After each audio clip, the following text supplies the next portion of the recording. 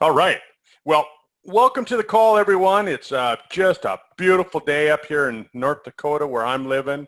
Like we were talking about before the call, a little bit of smoke in the air, some fires going around. I don't remember how many fires, 70 some fires going around in the Pacific Northwest up here in the States.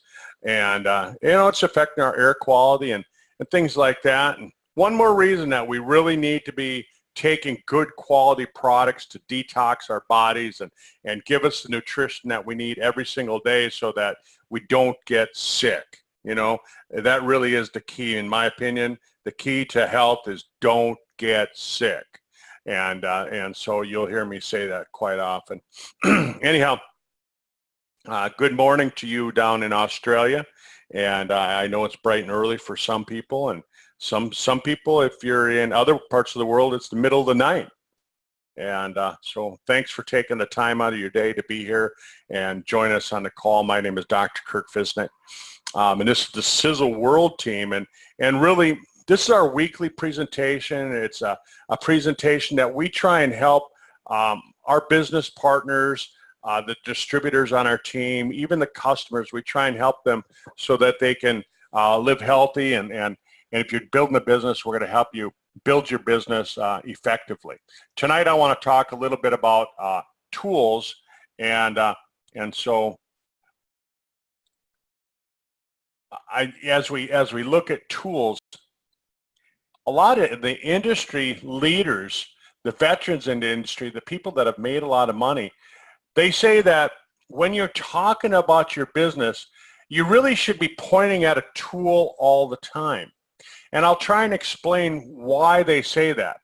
But what are some of the tools that we're talking about? When we talk about tools, people think of a lot of different things when they think of tools. They think of mechanics and carpenters and things like that. But in our business, a tool is something that's going to help you build your business. It's something that you can use to develop a system. And I think that as you move further into being a business owner, an entrepreneur, you really want to think about, how do you develop a system? Well, websites are a great way. That's a great way to start. You can share websites. You can tell people to go to your website. You can build your own website. A lot of people do that, and they put just the information on it that they want to put on there, and so you can use websites. Some people use brochures. I've been looking at some brochures lately that some of our team are developing, and what a great tool that is. You can hand it out. You can be out in the public. You can be at a mall. You can be at a shopping center. You can be just about anywhere. You can hand out a brochure to somebody, and you can say, here, take a look at what we got. We've got recordings, just like the recording of this call tonight. Now, this is a tool. This is a tool. Some of the stuff on the call is, like this first section of call. This is more geared toward the business person. And then the second part of the call is really going to be toward business people and to customers. It's going to talk about, we're going to talk about Fucoidan and how Fucoidan can help you with your health. But recordings are a great way of building your business, sharing recordings, products. You can use products as tools. You can hand out samples of the coffee. You can hand out samples of the iced tea. You can hand out samples of different things, and you can have people try it. You can put transfusium on their skin. Products can be tools. Sometimes you'll have a person that you really feel is on the fence, and you need to push them off the fence. Sometimes you give them an entire bottle of product to push them off the fence. So you can use that as tools to help you build your business. DVDs, CDs, it's another way of handing out a recording. These are the tools of the trade that you can use to build your business. And so when you're building that, you can use that, you can talk about the tools. And so sometimes when I'm talking to people, we talk about overcoming that fear of the business. A lot of people are just nervous about it. And I know some of you know what these numbers are, but these numbers to me are kind of interesting, right? These are the numbers. They represent people that you will bring into your business. And, raise your hand if you know what these numbers mean in our business.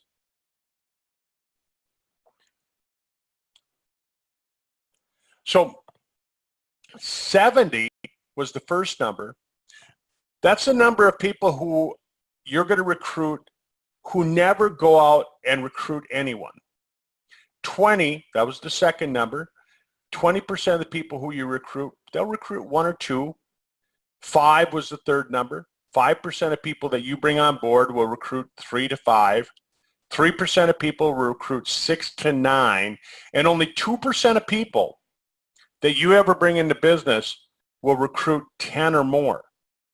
And I'm throwing this number out there because of the next 100 people that you bring on board into your team, statistically, 90 of them will never really achieve building a successful business. They'll never make enough money to really even pay for their product. And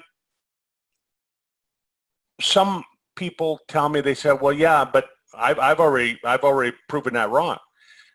Well, perhaps you have. And the key to it is that if you train your people better, you're going to take those bigger numbers, the 70%, the 20%, and the 5%, and you're going to move them up one rank.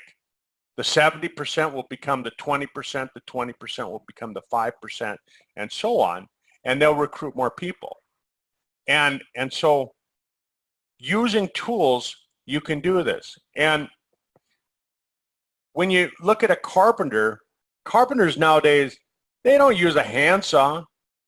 They got power saws.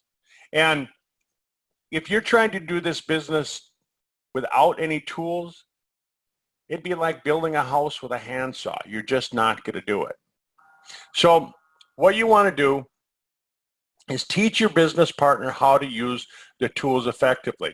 One of the most common mistakes that I see that beginners make is when they get into business and then they say, well, you know, I'm not going to get started yet. I'm going to wait until I have my own product store. I'm going to wait till I have my own success in the business before I share it with anyone. Well, you know, the whole problem with it is that if you never share your story with anyone until you start making money, how will you start making money? I mean, think about it. It doesn't even make any sense, right? Because you can't make any money by consuming the product. So you have to share the product and you have to go out and build. And what I like to hear are the stories when people tell me, yeah, I already shared it with 12 other people, but I haven't even gotten my product yet, right? And so get with your upline, get with the people that brought you on board and have them show you how to do that. Have them show you how you can use other people's stories to build your story. And like we talked about last week, there's 4 parts of an effective story. The background, you know, what's your background? Your reason why, really, what are you trying to fix? What are you trying to get away from? What are you trying to go towards? And this is a really important part of the story that a lot of people tend to forget. They jump right into the solution. They start talking about, oh, we got this great product, right?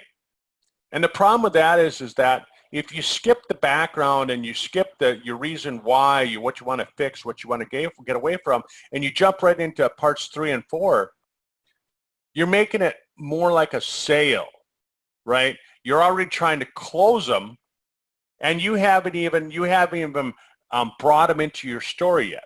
So you got to learn how to do the whole part of the story. Again, if you don't know about this, get back to last week's call. Get a hold of your upline. Get a hold of me, and I'll get you a copy of last week's call.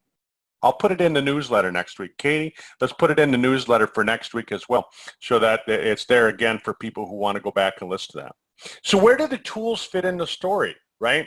We're talking about tools tonight, and then we're talking about story. So how do the two relate?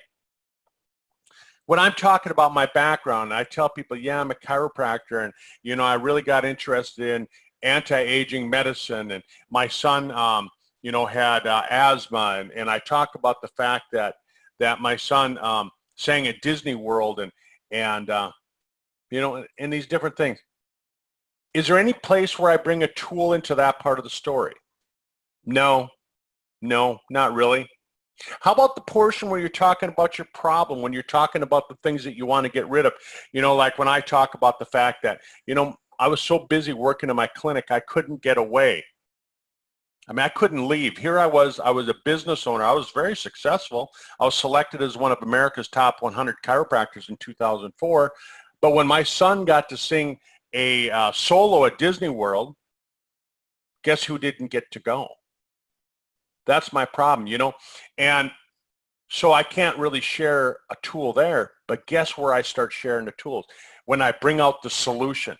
The solution to it is that, look, I wanted to have more time so I could spend more time with my family. I could spend more time with my kids, and when they start to have kids, they'll be my grandkids, and I want to be able to spend more time with them. And all of a sudden now I can start bringing in the solution. Here's my solution. Here's what's going to solve my problem. I found some compelling information that I thought you might have an interest in. Would you take a look? Here's what some experts have said. Based on this information, I know not only will I live to be 110 years old, but I'm going to have enough money to live forever, right? Those are ways that you can present the tools. So I hope you can see how you can wrap some of the issues into the solutions in the future by using the tools. And don't go looking for one tool. A lot of people, they'll say, well, Kurt, what do you use? And I'll tell you what, if you ask me that question, I'm going to give you the same answer I give everybody else. I really don't have one particular tool that I use all the time. It really depends on who I'm talking to. If I'm talking to someone that like one of my friends from high school, he called me last night, and his buddy has cancer, has stage 4 pancreatic cancer. I'm certainly not going to use the compensation recording as the tool. But I do like the compensation recording as a tool, but it's not going to be the one I'm going to use there. And so, you see, you want to have different tools. If you're framing, you're going to have a framing hammer. It's a big, heavy hammer for pounding in big nails. If you're doing finishing work, if you're putting the trim around a window, you're not going to use a framing hammer. You're going to use a little tiny hammer that's going to tap those little nails in, right? So get to know your tools, get to know which one's for which, and all of a sudden, you're going to be a black belt at this. And that's what you want to be. You want to be the black belt. You want to be better than your upline. You want to be better than anybody in the industry. And so you just, you can do it. I know you can. You've got it in you. Every one of you does. So if you use the tool properly, what it does is it takes the focus off of sounding like a desperate salesperson. It doesn't sound like you're trying to sell something. You focus on that tool. You focus on the subject of that tool. This brochure does this. This recording does this, right? You see how you're not talking about the product anymore. You see how you're taking the focus away from that. All of a sudden, you don't sound so salesy. And get to know your tools. Have a toolbox full of tools. And from now on, when you get to the solution, when you get to the future part of your story, at least in your mind, be pointing at a tool. Be pointing at a tool. Okay? So anyhow, that was something that I really wanted to share when we talk about tools, and I know you'll find some that you